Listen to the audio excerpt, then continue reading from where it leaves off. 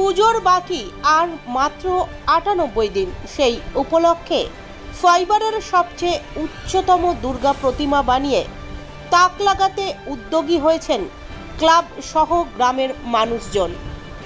বাঙালির শ্রেষ্ঠ উৎসব দুর্গাপূজা, যার বাকি আর মাত্র ৯৮ দিন।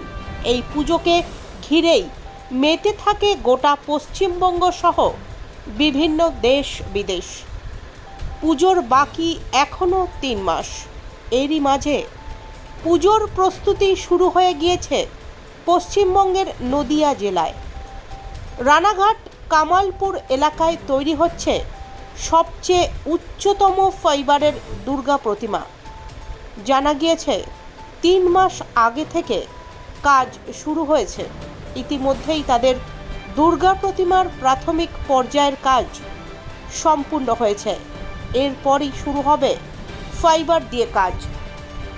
আরও জানা গিয়েছে ৩ মাস আগে থেকে কাজ শুরু হয়েছে। ইতিমধ্যেই তাদের দুর্গা প্রতিমার প্রাথমিক পর্যায়ের কাজ সম্পূর্ণ হয়েছে।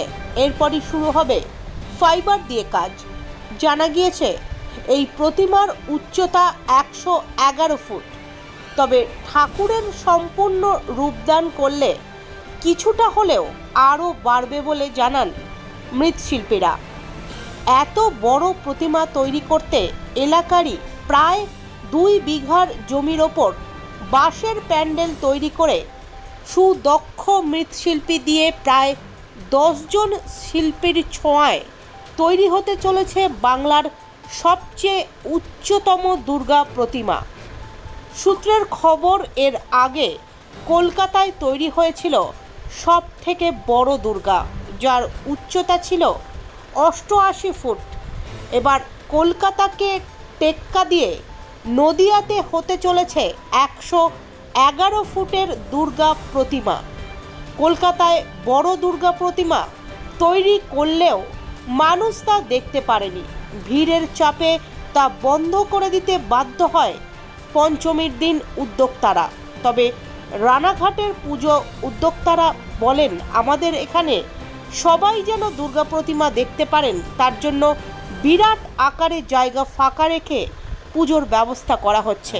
কামালপুর অঞ্চলে কামালপুরে সব থেকে বড় দুর্গা করে দেখানো। কতটা উচ্চতা? এটার উচ্চতা হবে ১১১ ফুট। এর থেকে বেশি হবে, সেটা সিক্রেট থাকছে, এখন বলবো না, সেটা পরে বলবো। কি কি দিয়ে তৈরি করছেন আপনারা? এই ম্যাটেরিয়াল হচ্ছে প্রথমে বাঁশ দিয়ে স্ট্রাকচার করা হয়েছে, তারপর খড়, মাটি, ধানের চিটে, এগুলো দিয়ে মাখিয়ে আমরা মাটির কাজটা করেছি। এরপরে ফাইবারের কাস্টিং হবে। এত বড় উচ্চতা প্রতিমা কিভাবে দাঁড় করাবেন? মানে এটা পুরো পেছনটা পাইপের স্ট্রাকচার হবে, লোহার পাইপের স্ট্রাকচার হবে, সেই স্ট্রাকচারের উপরে দাঁড়াবে।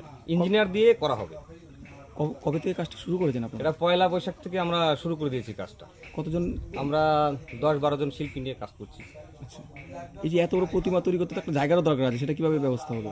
এটা এলাকার বাসীর জায়গা, মোটামুটি এখানে ৩-৪ বিঘে জমির উপরে আমরা কাজটা করছি। আর দেখার জন্য সুব্যবস্থা আছে, কোনো ব্যাপার নেই, খোলা মাঠ সামনে, সবাই ভালোভাবে দেখতে পাবে। এটা কোথায় তৈরি হচ্ছে? এটা কামালপুর অঞ্চলের অভিযান সংঘ ক্লাবের পক্ষ থেকে। নাম? আপনার নাম? আমার নাম বাপি সরকার। আপনি একজন পেশায়? আমি একজন পেশায় একজন শিল্পী।